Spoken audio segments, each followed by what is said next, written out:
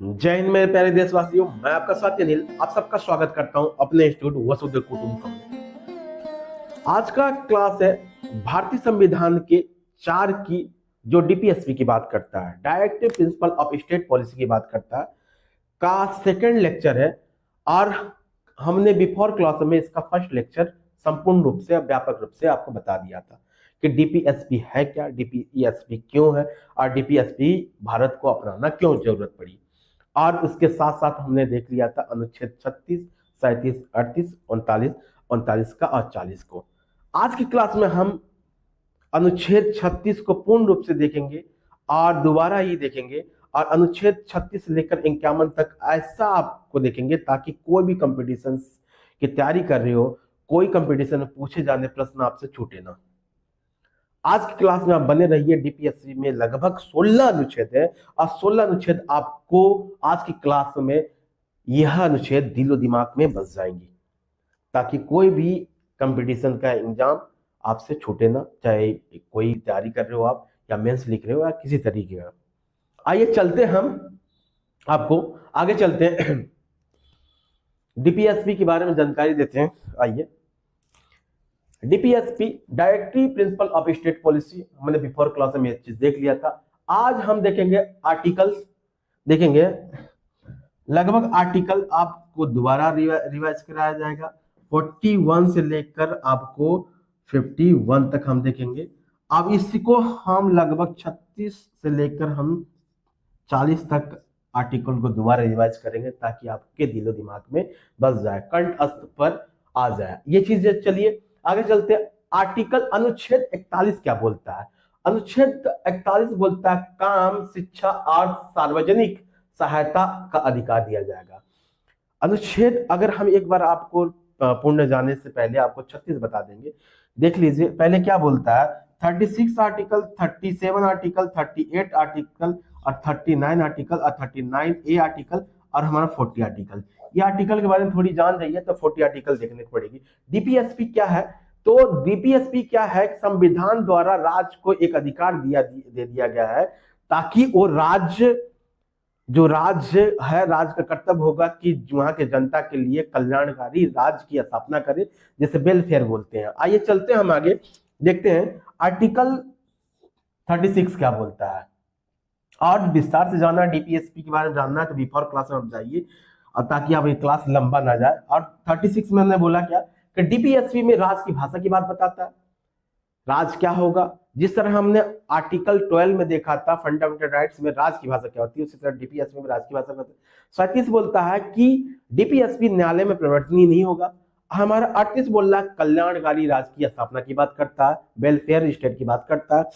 और 39 हमारे बोलता है, 39 बोलता है राज की अवधारणा क्या क्या रहेंगी। और 39A बोलता है कि हमें मुक्त न्याय संहिता और न्याय की व्यवस्था चाहिए, ये चीजें। और हमें का 40 बोलता है क्या, हमें पंचायती राज की गठन करने की बात करता है। आज के हम क्लास में देखेंगे, ये चीज ध्यान देखिए। 41 इसके बाद देखेंगे, 41 से लेकर 51 तक देखेंगे। आज क्लास में सेकंड क्लास है डीपीएसपी की।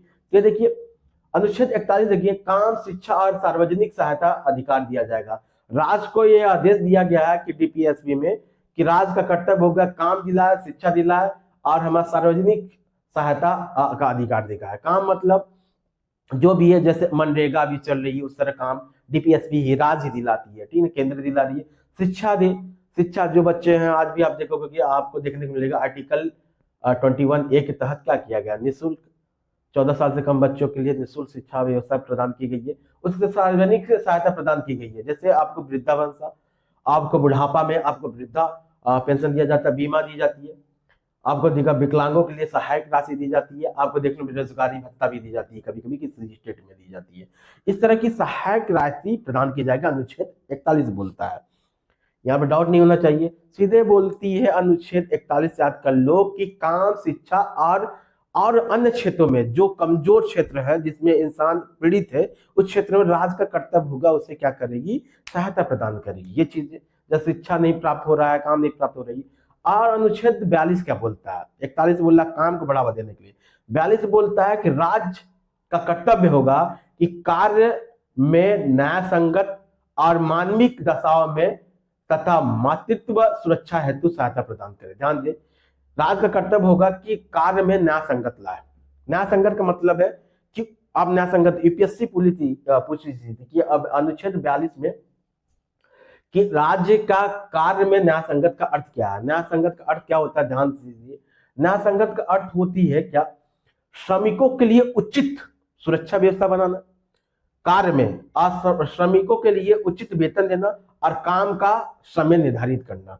8 घंटे काम को आप 14 घंटे नहीं ले जा पाओगे। ये राज्य का कर्तव्य होगा कि कार्य को क्या करे, न्याय संगत करे, मतलब न्याय के साथ चले। ये चीजें किसी कार्य को करवा रहे हो आप, जैसे आप किसी भी, अगर आप कोई ऑफिसर बनते हो, ए ग्रेड बी ग्रेड या आईएएस आईपीएस या एटीएम किसी तरह बनते हो, तो उसमें क्या बोलता है कि कार्य करवा रहे हो किसी व्यक्ति को तो कितने घंटे करा सकते हो, उचित वेतन होना चाहिए। ग्रेड ए का वेतन अलग होता है, ग्रेड बी का वेतन अलग होती है, ऑफिसरों का अलग वेतन होती है। मानविक दशाओं में सहायता प्रदान करना। मानविक दशा में मतलब आदमी, कभी कोई भी व्यक्ति अगर पीड़ित हो जाता है, कोई संकट घट जाता है, कोई एक्सीडेंट होता है और भूकंप आ जाती है, या उसे बुखार आ जाता है, फीवर आ जाती है, काम करते करते किसी को फीवर आ जाती है, बुखार आ जाती है, उस दशाओं में क्या करे, न्याय संगत दे, दशाओं को समझे और उसे क्या करे, छुट्टी प्रदान करे। एक नौकरी दे। मातृत्व सुरक्षा, मातृत्व सुरक्षा हेतु बहुत बड़ी चीज है, ये ध्यान दीजिए। यूपीएससी 2021 में पूछी गई प्रश्न, 2022 में पूछे गए प्रश्न प्री में है। मातृत्व सुरक्षा क्या है, किस अनुच्छेद के अंतर्गत आती है, अनुच्छेद 42 के अंतर्गत आती है। उसमें क्या दिया गया है, ध्यान दीजिए। मातृत्व सुरक्षा का अर्थ होता है कि यदि किसी भी गर्भ हुई महिला, गर्भ में बच्चा हुआ है महिला को, तो यदि वह लगभग आपको देखा जाएगा कि यदि आप 7 या 6 मंथ में उसे क्या किया जाएगा, माह में 2-3 मंथ से पहले ही उन्हें क्या किया, छुट्टी पे किया जाएगी, उसे मातृत्व सुरक्षा दी जाती है। यह नहीं कि अगर कोई ऑफिसर है, जैसे आप कहीं आपको कोई हमारी महिला, कोई स्त्री कोई वीडियो देख रहा है, यदि वो ऑफिसर बनता है, कोई लड़कियां ऑफिसर बनती है, तो उसमें क्या उनका निर्णय होगा, इस पर निर्णय क्या होती है, उस पर सरकार का क्या होगा, राज्य का कर्तव्य होगा कि उन्हें मातृत्व सुरक्षा दी जाए, ताकि ऑफिसर अपना घर में जाके उस समय संकट में है तो सरकार उसके साथ मिलाती है। ये कौन देता है, डीपीएसपी का अनुच्छेद 42 देती है। आइए आगे चलते हैं। अनुच्छेद 43 क्या बोलता है, आर्टिकल 43 क्या बोलता है, श्रमिकों के लिए जीवन निर्वाह मजदूरी और कुटीर उद्योग का विकास करना। बोल रहा है कि हमारा ध्यान में अनुच्छेद 43 क्या बोलता है, श्रमिकों के लिए जीवन निर्वाह मजदूरी देना। डीपीएससी राज्य का कर्तव्य होगा कि मजदूरों के लिए इतना वेतन दे कि उसका जीवन यापन हो सके। कहने का मतलब है, यदि किसी व्यक्ति का जीवन यापन करने के लिए 20 रुपए लगता है, प्रतिदिन लगता है। आपको पता है कि अभी क्या है कि कोई भी अगर किसी व्यक्ति को गरीबी और अमीरी को निर्धारित किया जाता है तो कैलोरी से निर्धारित किया जाता है, 2200 कैलोरी। अब कैलोरी क्या होती है, इकोनॉमिक्स का है, तो इकोनॉमिक क्लास हम बाद में बताएंगे इस चीज के लिए। इतना समझ जाइए, 20 रुपए जरूरत है, तो 20 रुपए जरूरत है किसी व्यक्ति को और जीवन यापन करने के लिए, उतना जीवन यापन करने के नियम आपको सरकार को निर्धारित करना पड़ेगा। अब कुटीर उद्योग को, कुटियों में बनने वाला, आसपास के कुटियों का एक संघर्ष होता है, सभ्यता। मान लो आपके गांव में कोई भी कल्चर है, जैसे आपको जैसे आपको बढ़ई को देखोगे, लोहार को देखोगे, बहुत सारी चीजें, अपने कारीगर देखोगे, तो ऐसे उद्योगों को हम बोलते हैं कुटीर उद्योग, जो अपने ही गांव में एक अपने ही क्षेत्र में निर्धारित करके कार्य को बढ़ावा दी जाती है, ये चीज होता है। कुटीर उद्योग में ध्यान से देखना, चमड़ा उद्योग आ जाता है, ठीक ना, और रेशम उद्योग आ जाता है, तो बहुत सारे ऐसे उद्योग हैं हमारे। और आगे चलते हैं, आपको ध्यान देखिए 43 का 3 है, आपको ध्यान देखिए,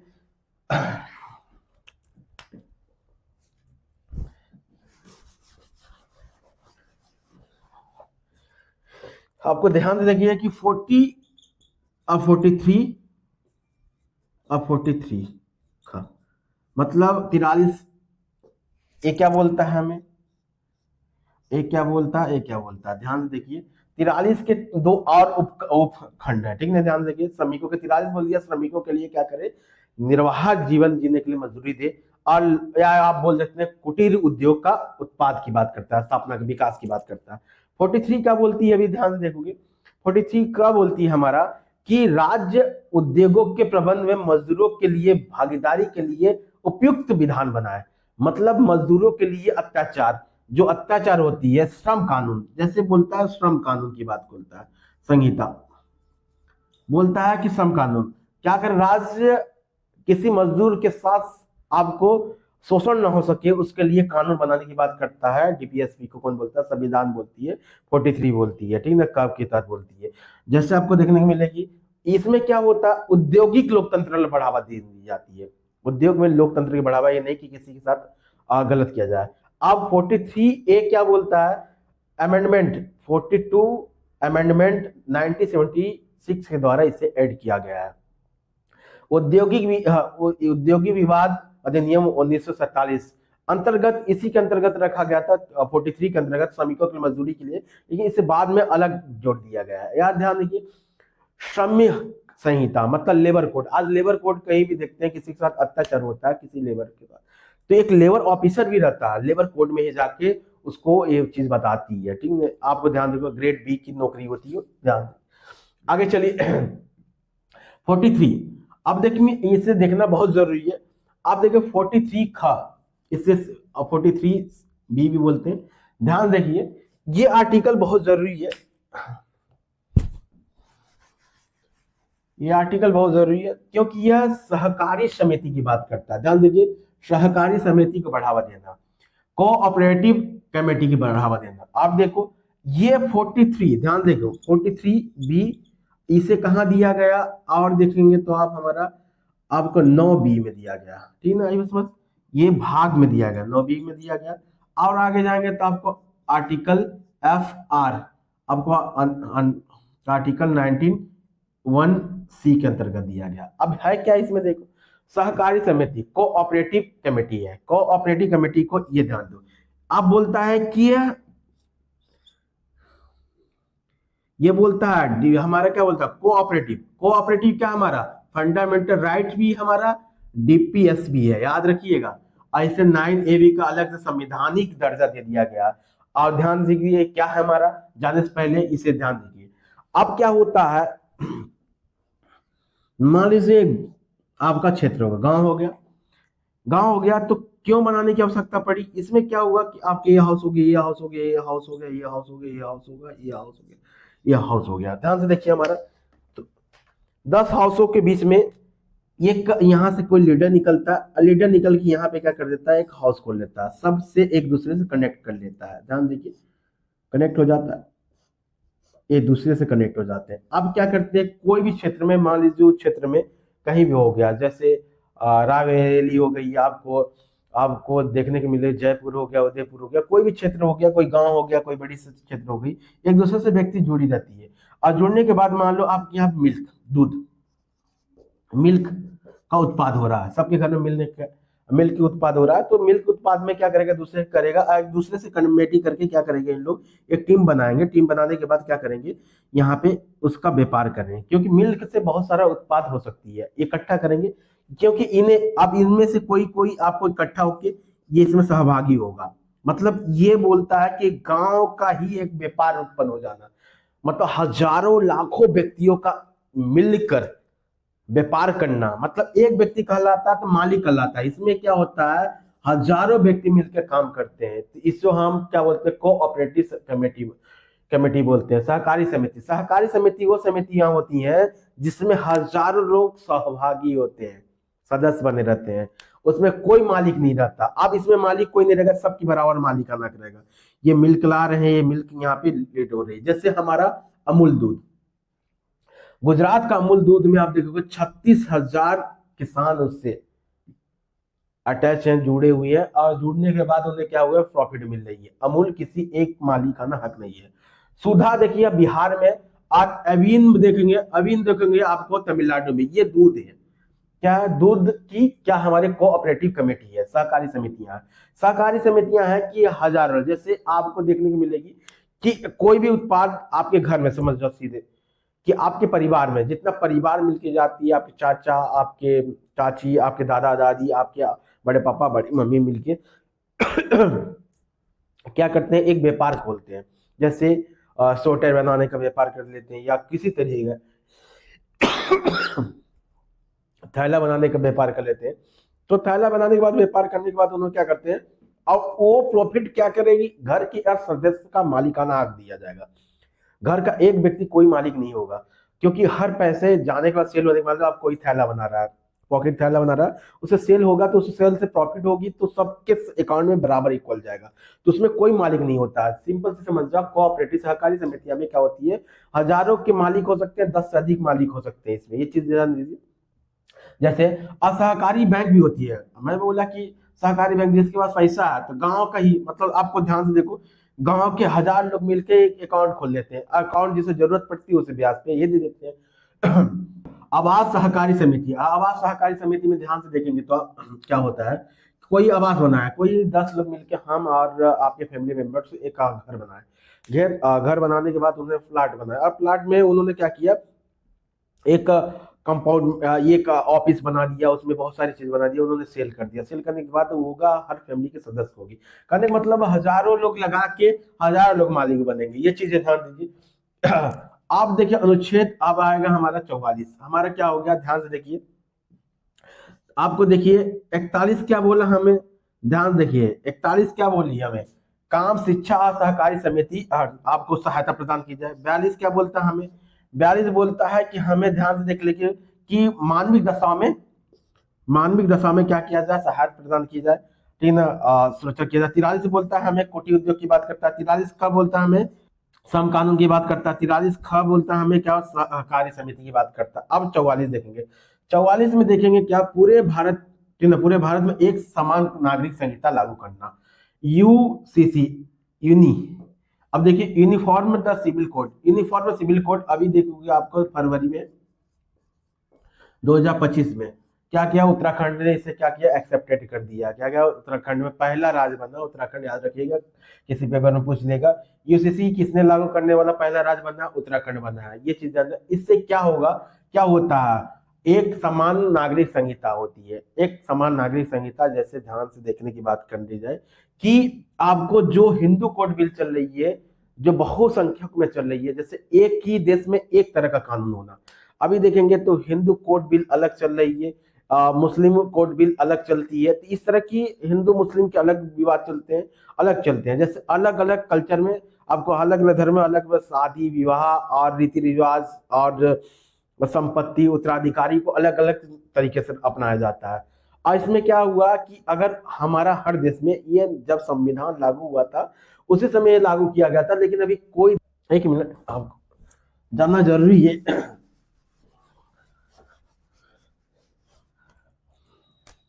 UCC uniform in civil code. Civil code क्यों आवश्यकता है, सिविल कोड आवश्यकता भी है और विवादित भी है। सिविल कोड क्या करती है, हर धर्म को एक कानून के अंदर ला जाती है। अब ध्यान देखो क्या बोलता है, जितना आप समझने की कोशिश करो कि क्या सिविल कोड। जैसे आप घर में रहते हुए हो, किसी को पनीर पसंद है, किसी को आलू की सब्जी पसंद है, किसी को और चीज की सब्जी पसंद है, तो किसी को पूड़ी पसंद है, किसी को चावल पसंद है, किसी को रोटी पसंद है, तो इस तरह की किसी को पराठा पसंद है। तो आप क्या किया जाएगा कि हमारा स्टेट क्या क्या आपको डीपीएसपी में एक अनुच्छेद है, आपको 44 के तहत क्या कर दिया गया, राज्य को एक अधिकार दे दिया गया कि राज्य चाहे तो क्या कर सकती है, वो यूसीसी ला सकती है। मतलब सब आपको घर में जो प्राणी था, आपके व्यक्ति से सदस्य एक तरह का खाना खाएंगे। आज यदि आपको पराठा है तो पराठा ही खाएंगे। इसी तरह क्या किया जाए कि अगर एक देश एक कानून व्यवस्था होना चाहिए, ये चीज क्या बोलता है हमारा यूसीसी, यूनिफॉर्म सिविल कोड बोलती है। ध्यान से देखिए ये क्या बोलती है, इसमें ये आप ध्यान दीजिए, इसमें एक तरह की, और इसमें क्या फायदा है, जैसे क्रूर प्रथा है वो समाप्त हो जाती है इसमें। जैसे क्या करता है, अब जो भी अब हमारा कानून बनेगा तो संविधान के दायरे में मिलकर ही कानून बनेगा, तो क्रूर प्रथा इसमें समाप्त हो जाती है, जो शोषण हो रही है, जैसे बहुत सारे शोषण हुए, जैसे 3 तलाक होता था तो इस तरह की खत्म हो जाती थी। अब क्या होता था कि मुस्लिम में 3 विवाह का प्रथा ही चलती है, तो उस तरह की प्रथा अब क्या उत्तराखंड में बंद हो जाएगी। और धीमे धीमे क्या कर रही है कि और अलग स्टेट भी इसे अपनाने की कोशिश कर रहे हैं, कुछ सालों में अपना लिया जाएगा। लेकिन इसका एक विवाद भी है। आप बोले यूसीसी का क्या है विवाद, ये बोलता है कि डीपीएसपी को आजादी तो दिया है लेकिन फंडामेंटल राइट भी दिया है, क्या किया, इसके अगेंस्ट दे दिया कि, क्योंकि आपको देखोगे कि धार्मिक स्वतंत्रता का अधिकार है, धर्म का स्वतंत्रता का अधिकार, धर्म का पालन करना, धर्म का प्रचार करना, अपने धर्म और संस्कृति का अधिकार, ये चीज की बात करता है, अपने धर्म की संस्कृति का अधिकार। तो कहीं कहीं डीपीएसपी और क्या है फंडामेंटल राइट, इससे टकराव होने की चांसेस बनती रही। इसकी वजह से आज तक अभी तक देश में यूसीसी लागू नहीं हो पाया, यह ध्यान दीजिए, क्योंकि कोर्ट इसमें विवादित हो जाती है। अनुच्छेद 45 के तहत देखेंगे कि अनुच्छेद 45 क्या बोलता है, 6 वर्षों के कम आयु बच्चों को शिक्षा तथा उनका देखभाल किया जाए। मतलब अनुच्छेद 45 बोलती है कि 6 साल से कम बच्चों के लिए निःशुल्क शिक्षा और देखभाल किया जाए। जैसे आंगनवाड़ी देखने को मिलती है, हमें आंगनवाड़ी देखने के निर्माण देखने को मिलती है, ये 66 अमेंडमेंट 2002 में देखने को मिलेगी। यूसीसीई इन earlier the childhood and the code and is education से 3 से लेकर 6 साल के बच्चे के लिए निःशुल्क देखभाल की जाती है, आंगनवाड़ियों में देखने को मिलती है। अब ध्यान से देखिए ये चीजें। हाँ, और अनुच्छेद हमने क्या देख लिया, आपको ध्यान से देखिए, बोलते रहिए। 41, 42, 43 हमने देख लिया, 43 का ए बी भी देखा हमने, 44 देख लिया, 45 देख लिया, और हमने क्या देखा, 45 देख लिया। याद कीजिए 41 में क्या बोला हमने, 41 में बोला कि हमारा काम, शिक्षा और 3 सार्वजनिक सहायता प्रदान की जाए। 42 में हमने बोला कि आपको मानवीय दशाओं में क्या किया जाए, सुरक्षा प्रदान। 43 बोला कि हमारा कुटीर उद्योग की बात किया, और 43 ए बोला हमारा क्या कि श्रम कानून लाया। 43 बी बोलती है कि हमारा सहकारी समिति के उत्पन्न की बात करता है। 44 बोलता है एक कानून संहिता लाने की बात करता है, सिविल कोड लाने की बात करता है, ये चीजें। 45 बोलता है कि 6 साल से कम बच्चों के लिए क्या किया जाए, निःशुल्क देखभाल किया जाए और शिक्षा दी जाए, ये चीजें ध्यान दीजिए। अनुच्छेद 46 क्या बोलता है, एससी एसटी ओबीसी के लिए कर्मचारी वर्गों के लिए शैक्षणिक और आर्थिक हितों के लिए वृद्धि की जाए। मतलब एससी एसटी ओबीसी और कमजोर वर्ग के लोग हैं जितने लोग, 46 में कर दिया गया है डीपीएसपी को, राज्य को ताकत दे दी गई है, राज्य को निर्देश दिया गया, निर्देशांक मतलब निर्देश दिया गया, आदेश दे दिया गया कि तुम्हारे पास ये होगा कि डीपीएसपी में ये ताकत दे दी गई है राज्य को कि एससी एसटी ओबीसी और निम्न वर्ग के लोग हैं जो पीड़ित हैं, उन्हें क्या किया जाए, आर्थिक सहायता किया जाए, आर्थिक सहायता किया, शैक्षणिक सहायता किया जाए। अब देखो अनुच्छेद 47 क्या बोलता है, मादक पेय और स्वास्थ्य के लिए हानिकारक पदार्थों पर सेवन पर प्रतिबंध लगाना चाहिए। जैसे बिहार गुजरात में हानिकारक पदार्थ है उस पर प्रतिबंध लग गया। नार्कोटिक इसी के अंतर्गत आता है, जैसे मादक पदार्थ, जैसे हाँ अभी ये अनुच्छेद आपको ध्यान दीजिए किसके अनुच्छेद के तहत, बिहार में शराबबंदी है तो अनुच्छेद कितना 47 के अंतर्गत है, ये डीपीएसपी के अंतर्गत है। आइए समझ, ये मादक पेयजल और स्वास्थ्य के लिए हानिकारक पदार्थों पर क्या कर प्रतिबंध लगा दिया जाए, ये चीजें। अब स्वास्थ्य, मादक और हानिकारक पदार्थ, अब गुटखा भी हानिकारक पदार्थ है, तो गवर्नमेंट को इस पे भी प्रतिबंध लगाना चाहिए। देश का बहुत सारी चीजें आज भी, अगर फॉरेन के लोग आते हैं तो देश में देखते हैं कि बहुत सारी दीवारें, बहुत रोडें गंदी होती हैं, तो गुटखा पान की वजह से होती है, ये चीजें तलब छोड़नी चाहिए। और अनुच्छेद 48 देखने को मिलेगी, दुधारू और वाहक पशुओं के लिए नस्ल और परीक्षण और सुधार पर सुधार और वध पे प्रतिबंध लगाना चाहिए। 48 बोलता है अनुच्छेद 48 दुधारू और एवं वाहक पशु मतलब जिससे वाहन के लिए इस्तेमाल किया जाता है, घोड़ा, बैल, भैंस, ठीक है, ये चीज किया जाता है, गधा की जाती थी और हमें ऊंट की जाती, तो उनपे क्या किया जाए, बंद किया जाए, सुधार किया जाए, उनमें रोगों को सुधार किया जाए, परीक्षण किया जाए, उनकी नस्लों को परीक्षण किया जाए और नस्लों को परीक्षण किया जाए। अब देखो प्रतिबंध लगा दिया गया, कहाँ लगा दिया, अभी आपको देख दिया जाएगा गोस, ठीक है, बीफ, जो बीफ है, बीफ गोस है, तो बीफ गोस पे आप देखने को मिलेगा प्रतिबंध लगा दिया गया, पूर्ण रूप से प्रतिबंध है। यूपी, गुजरात, हरियाणा, राजस्थान, मध्य प्रदेश, महाराष्ट्र, छत्तीसगढ़, उत्तराखंड और हमारा हिमाचल प्रदेश। और आंशिक प्रतिबंध है, कहीं कहीं प्रतिबंध है आंशिक रूप से, बिहार देखने लगे, झारखंड देखने लगे, उड़ीसा और तेलंगाना, तमिलनाडु, ये चीज। और नॉर्थ ईस्ट में क्या है, कहीं कहीं बंद है, कहीं कहीं नहीं बंद है, आंशिक रूप से प्रतिबंध नहीं लगा हुआ है, ये चीज पूर्ण रूप से प्रतिबंध नहीं लगा। अनुच्छेद 48 क्या बोलता है, पर्यावरण संरक्षण एवं वन जीव, पर्यावरण संरक्षण और वन जीव पर क्या किया जाए, ध्यान दीजिए, वन जीव पर क्या किया जाए, उसकी संरक्षण किया जाए, वन्य जीवों को और ये किया जाए। अब ध्यान से देखिए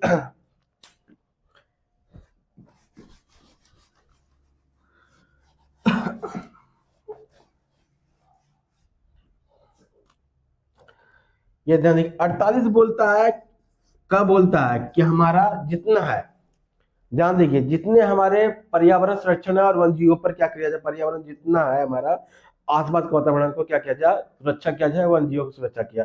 यह 42 अमेंडमेंट 1976 में जोड़ा गया।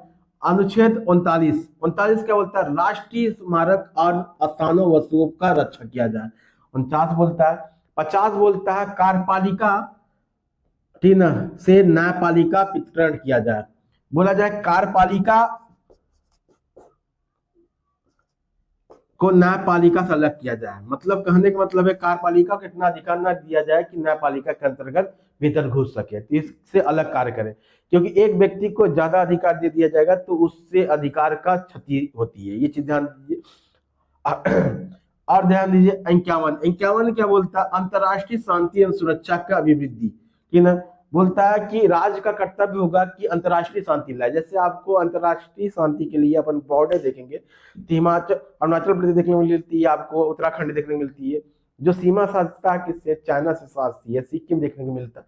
तो इस तरह को उत्तर प्रदेश देखने को मिलती है, नेपाल से कटता है, आपको इस चीज को आप देखने को मिलता है, ताकि इंटरनेशनल बॉर्डर पे क्या हो, ये राजभेद ना करे, दखल अंदाजी ना करे, कि आपको विरोध ना करे, क्रांति ना ला दे, तो इस चीज की बात ना करें, ठीक, युद्ध की ना स्थिति लाए। तो अंतरराष्ट्रीय शांति डीपीएसपी का काम होगा कि राज्य का कर्तव्य होगा अंतरराष्ट्रीय विवादों को निवारण में बढ़ावा दे, ठीक ना, और राष्ट्रों के बीच में न्यायसंगत एवं समानपूर्ण स्थापित करे, राज्य का एक कर्तव्य होगा। ये चीजें अब ध्यान से देखिए 51 तक।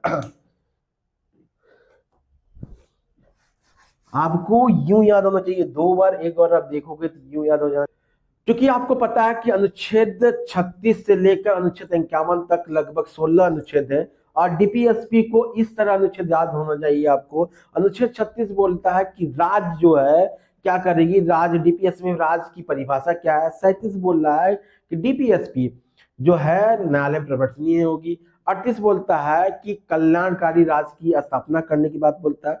39 बोलता है कि अनुच्छेद 39 बोलता है कि और के राज की अवधारणा की बात, 39 का बोलता है कि निःशुल्क शिक्षा प्रदान करने की बात बोलता है।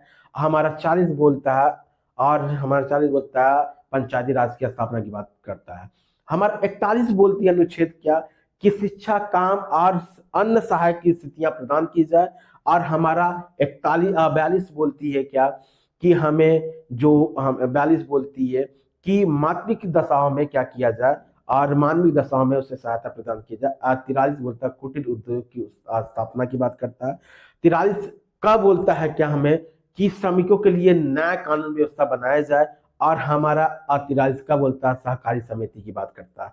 44 बोलता है हमारा आपके यूनिफॉर्म सिविल कोड की बात करता है। 45 बोलता है 6 साल से कम बच्चों के लिए शिक्षा और हमारा निःशुल्क देखभाल की व्यवस्था की जाए। और हमारा 46 बोलता है SC ST OBC के लिए हमारे क्या किया जाए, क्या किया, शिक्षा और आर्थिक सहायता प्रदान की जाए। और हमें 47 बोलता है क्या, 47 देखने को मिलती है हमें कि मादक पदार्थों पर प्रतिबंध। 48 बोलता है हमारे दुधारू पशुओं पर, बलियों पर प्रतिबंध लगाना। और हमारा 48 का बोलता पर्यावरण, हमारा बोलता पर्यावरण, 48 का बोलता पर्यावरण और हमारे जीव पर संरक्षण किया जाए। 49 बोलता है हमारा कार्यपालिका को न्यायपालिका से अलग किया जाए। और हमारा 50 बोलता है कार्यपालिका से 49 राष्ट्रीय स्मारकों और स्थानीय स्मृतियों को सुरक्षा की जाए। अनुच्छेद 50 बोलता है कार्यपालिका और हमारा न्यायपालिका पृथक किया जाए। 51 बोलता है राज्य का कर्तव्य होगा अंतरराष्ट्रीय सुरक्षा बनाए रखे जो बॉर्डर पे है चीजें। और हमें देखने को मिलती है अनुच्छेद, आपको देखने को मिलती है संविधान में अन्य भाषा भागों में निर्देशांक दिया गया है। क्या किया गया, निर्देशांक दिया गया। डीपीएसपी में निर्देशांक दिया गया, जिस तरह डीपीएसपी है कि निर्देशांक दिया गया, क्या क्या निर्देशांक दिया गया। भाग आपको 16 में देखने को मिलेगी, भाग 16 में देखने को मिलेगी। अनुच्छेद 335 के भाग 16 के अंतर्गत आता है SC ST की सेवाओं और पदों के क्षेत्र को बढ़ावा दिया जाए। 86 अमेंडमेंट 2002 में इसे जोड़ा गया है। अनुच्छेद आप किसमें देखिए, अनुच्छेद आपको दिया गया है, अनुच्छेद 350 दिया गया, ये 17 में दिया गया, ये भी 17 में दी गई है। अनुच्छेद 350 क्या किया, कब बोला गया, भाग 17 के अंतर्गत किया, भाषीय अल्पसंख्यक के वर्ग की बच्चों के लिए प्राथमिक स्तर पर और मातृभाषा किया जाए। मतलब भाषीय अल्पसंख्यक, जैसे आपको देखने को मिलेगी तमिल और आपके तमिलनाडु में देखने को मिलेगी, आपका तेलंगाना आंध्र में, ध्यान देखिए तेलंगाना आंध्र प्रदेश में क्या मामला था कि आंध्र के लोग ज्यादा आंध्री बोलते थे, तेलंगाना का तेलुगु बोलते थे। तो तेलुगु में क्या है कि देखने को मिलती है कि दोनों में विवाद होता है। तो यदि तमिलनाडु में अगर दूसरा कोई रह रहा है, आंध्री रह रहा है, तो उधर के निवासियों को उसी भाषा में क्या क्या पढ़ाना पड़ेगा, कितना 1 से लेकर 5 तक कक्षा तक क्या क्या मातृभाषा में शिक्षा दी जाएगी। उसके बाद और अनुच्छेद 351, ये भी 17 का अंक है भाग का, राज्य को हिंदी भाषा का बढ़ावा दिया जाएगा, क्या क्या विकास करने की बढ़ावा दी जाएगी। और हमें देखिए डीपीएसपी की बात किया जाता है। डीपीएसपी में एक बार आप देख लीजिए, डीपीएसपी को 4 खंडों में बांट के देख लेंगे, तब पता चलेगा कि आपको याद होने की बात संकट। डीपीएसपी को आप देखिए 4 खंडों में बांट दीजिए, 3 खंडों में, 3 खंडों में बोल दीजिए कि आपको 36, 37, 38, 39 का एवं 40। इस खंड को बांटने के बाद आप कीजिए 41, 42, 43, 44, ठीक। आपको देखिए 44, अब देखिए 45, ये हो गया। आपको देखिए 45, अब 46 हो गया। अब ध्यान दिए 46, आपको 46 हो गया। अब इसमें देखिए 47, 48, 49, ये 48 ए, 50, 51। अब देखिए ये खंडों में बांटेंगे तभी आपको याद रखेगा, नहीं होगा। आपको 2 तो आपको ऑटोमेटिक होना चाहिए, इसे छोड़ दो। ये परिभाषा की बात बोलता है डीपीएसपी की। 37 बोलता है हमारा क्या, न्यायपालिका में क्या होगी, इसे डीपीएसपी न्यायालय में प्रवर्तनीय नहीं होगा। 38 बोलता है कल्याणकारी राज बनाने के लिए, क्या बोलता है 38, कल्याणकारी राज बनाने के लिए। आपको 39 बोलता है क्या, हमारा राज की अवधारणा की बात करिए। राज की अवधारणा की मतलब राज के लिए क्या क्या अवधारणा दी गई है, राज क्या क्या कार्य करेगा। महिला और पुरुष के लिए समान कानून व्यवस्था की जाएगा, मजदूरी इतना दिया जाएगा जो उसकी जीवन यापन कर जाएगी, इसकी अवधारणा। 39 का बोलता है निःशुल्क शिक्षा की बात करता है। 40 बोलता है क्या हमारा, 40 बोलता है पंचायत राज की स्थापना करने। 41 बोलता है काम, शिक्षा, अन्न सहायता प्रदान की जाएगी। 42 बोलता है क्या हमारा, 42 देखने को मिलते हैं कि मातृत्व सहायता प्रदान कीजिएगा और मानवीय दशा में सहायता प्रदान। 43 क्या बोलता है, कुटीर उद्योग की स्थापना करना। 43 ए बोलता है हमारा श्रमिकों के लिए कानून व्यवस्था करना। और बी बोलता है सहकारी समिति की स्थापित करना। और 44 बोलता है यूसीसी, याद है कि नहीं, यूनिफॉर्म सिविल कोड की बात करता है। 45 बोलता है 6 साल से कम बच्चों के लिए क्या किया जाए, 6 साल से कम बच्चों के लिए निःशुल्क देखभाल और शिक्षा दी जाए। और 46 बोलता है हमें क्या बोलता है, 46 बोलती है 46 SC ST OBC और अन्य पिछड़े वर्ग के लिए क्या किया जाए, हमें क्या गया, शिक्षा और आर्थिक सहायता प्रदान। 47 बोलता है हमें देखने को मिलती है मादा पदार्थ, दारू या नस्ली पदार्थों पर प्रतिबंध लगाए। 48 बोलता है हमें पर्यावरण संरक्षण की बात करता है। दुधारू पशुओं पे ये बोलता है दुधारू पशुओं पर क्या करना जाए कि दुधारू पशुओं पर होने वाले बलि पर क्या प्रतिबंध लगाया जाए। और 48 का बोलता है पर्यावरण और वन जीवों पर संरक्षण किया जाए। और हमारा 49 बोलता है और इमारतों की, 49 बोलता है देखिए इमारतों की, ये 3 याद ऑटोमेटिक होना चाहिए। ये बोलता है इमारत की बात करता है, ध्यान देखिए ये इमारत की बात करता है। आइए 50 बोलता है कि प्रतिकर किया जाए, किसका किया जाए, प्रतिकरण किया जाए, न्यायपालिका कार्यपालिका का। 51 बोलता है हमारा क्या, राष्ट्रीय स्तर पर शांति की बात करता है। अब देखिए ध्यान से देखिए डीपीएसपी में देखने को मिलेगी, डीपीएसपी में वर्गीकरण देखिए 40 गांधीवादी, समाजवादी, उदारवादी तत्व है। ये देखिए पीएससी या किसी अन्य पेपर में पूछता है उदारवादी, और ये क्या है अनुच्छेद 40 देखिए, अनुच्छेद 40, 43 और 40 और 47, 48। महात्मा गांधी हमेशा आपको देखने को मिलेंगे, बाबूजी हमेशा शांति प्रिय चाहते थे, न्याय की ओर जाना चाहते थे और ग्रामीण की ओर जाना चाहते थे। तो उनकी गांधीवादी सिद्धांत आपको देखोगे, सोच कर देखोगे तो 40 क्या करेगी, महात्मा गांधी हमेशा शहर को अपनाना नहीं चाहते थे, गांव को अपनाना चाहते थे, तो यह पंचायती राज की स्थापना। 43 बोलता है क्या देखने मिलेगी आपको, 43 बोला कुटीर उद्योग, बोलते थे गांव में जो उत्पाद होता है, लोकल चीजें होती हैं, उसी से क्या किया जाए, कुटीर उद्योग को बढ़ावा दिया जाए। अब क्या बोल रहे हैं कि गांव को बढ़ावा देना है। अब गांव से क्या हो गया, गांव में बढ़ा। 43 का बोला सहकारी समिति, सहकारी भी समिति गांव में विस्तार होती है। चीज हो गया, महात्मा गांधी गांव की तरफ आगे बढ़ने की कोशिश करते थे। 40 गांव की बात बोलता है पंचायती राज की। हमारा 43 बोलता है कुटीर उद्योग जो गांव से रिलेटेड, और 43 का बोलता है जो हमारा क्या है, सहकारी समिति, वो भी गांव से रिलेटेड या शहर से। 46 बोलता है हमें देखने को मिलती है, 46 देखने को मिलती है SC ST OBC के संरक्षण को बढ़ावा देने के लिए, हरिजनों को बढ़ावा देने के लिए। हमें 47 बोलता है देखने को मिलती है 47 देखने में बोले मादक पदार्थ प्रतिबंध, महात्मा गांधी का सोच था कि पेयजल या शराब पे प्रतिबंध होना चाहिए। 48 बोलते हैं उन्हें पर्यावरण संरक्षण की बात करने की बात करता है। मतलब महात्मा गांधी के तत्व देखने को मिलेगी तो हमारा 40 43 का, अब उसके बाद 46 47 48, 47 आपको 48 और 46 ये तीन, 46 47 48, इधर हमारा आपको 40 और 43 और 43 खाद देखने को मिलती है। और समाजवादी समाज के निर्माण की बात किया जाता है तो 38, ये कल्याणकारी समाज को बढ़ावा देने के। 39 क्या बोलता है हमें देखने के, अनुच्छेद 39 देखने की मिलती है तो अवधारणा दीजिए राज की। 39 का क्या बोलता है, न्याय तीन सबको लिए मुफ्त न्याय संहिता व्यवस्था किया, जिसके पास न्यायालय के लिए सेवा के लिए उसके पास फंड नहीं है।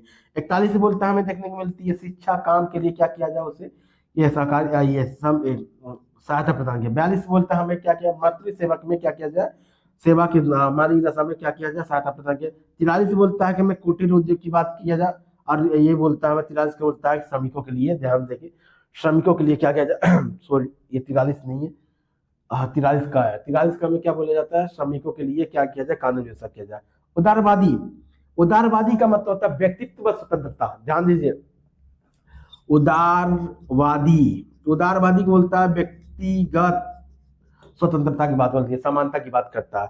तो 44 बोलता है समान कानून, सबके लिए समान कानून, व्यक्तिगत समानता की बात करता है। 45 बोलता है क्या हमारा 6 साल के लिए सबके लिए समान है, तो सबके लिए व्यक्तिगत स्वतंत्रता की बात करता है। 44 बोलता है सब व्यक्तियों के लिए समान कानून होगी। 45 बोलता है सब बच्चों के लिए समान कानून व्यवस्था होगी। 48 बोलता है हमारा, 48 में बोलते हैं देखने मिलती है आपको दुधारू पशु वाहनों पर प्रतिबंध लगाने की। 48 का भी बोलता है हमें आपके पर्यावरण संरक्षण की बात करता है। और 49 बोलता है राष्ट्रीय इमारतों की बात की करती है, इंटरनेशनल सुरक्षा की बात करता है। आपको क्या बोलता है कि इमारतों के लिए जो हमारी धरोहर है उससे सेफ की बात करता है। 50 बोलता है न्यायपालिका और क्रियापालिका को अलग किया जाए। और हमारा 51 बोलता है ये चीज, 51 बोलता है इंटरनेशनल और सुरक्षा की बात किया जाए, इंटरनेशनल सेफ्टी की बात किया जाए। अब देखिए फंडामेंटल राइट्स और हमारा डीपीएसपी, डीपीएसपी फंडामेंटल राइट्स में थोड़ा सा अंतर देखने को मिलता है। डीपीएसपी ही क्या है, फंडामेंटल राइट का अंक है, और डीपीएसपी फंडामेंटल राइट का अंक कैसे बना ये चीज जानने की जरूरत है। कहने का तात्पर्य ये ध्यान देखिए थोड़ी जानने की जरूरत, देखिए अंतर की बात है।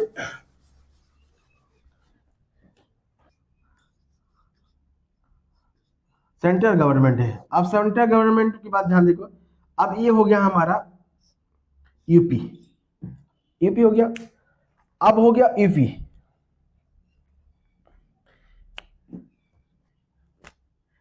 ये यूपी, यूपी के लोग हो गए डॉट डॉट डॉट डॉट, ये हो गया हमारा यूपी स्टेट गवर्नमेंट। अब स्टेट हो गया, यूपी हो गया, ये मान लो यूपी होगी। सेंट्रल गवर्नमेंट क्या बोलती है, इससे किसी को, मान लो ये संविधान हो गया। सेंट्रल गवर्नमेंट डायरेक्ट किसी व्यक्तियों को अधिकार दी जाती है कि सरकार से तुम इससे लड़ कैसे सकते हो।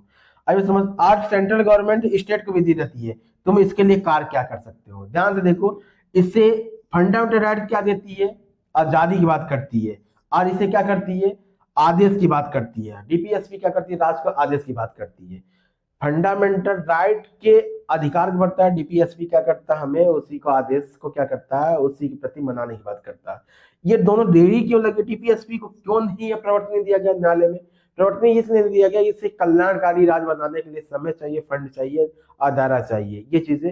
अभी अगर फंडामेंटल राइट ही धारा कर दिया जाए, ऐसे डीपीएसपी को एक ही नया संहिता में ला दिया जाए, तो ये समझने की बहुत बड़ी बात है कि एक चीज होगी, क्या होगा, जितने आपको भाषण देने वाले रोड मैप होती है नेताओं की इलेक्शन से पहले, वो चीज सब चीज प्रतिबंध लग जाएंगे, ये चीजें। और कोई नेता यहाँ पर करप्ट नहीं होगा, झूठा नहीं होगा, ये चीज ध्यान देखिए।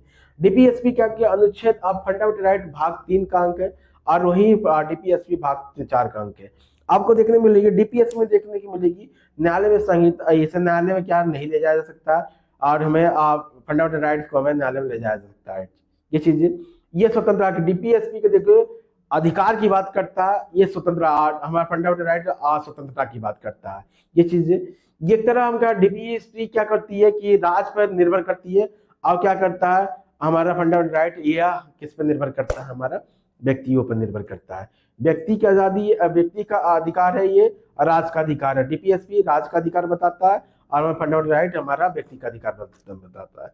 कोई और डाउट है, अगर आपको नहीं, अगर डाउट होती है तो आप मुझे कमेंट्स में कीजिए।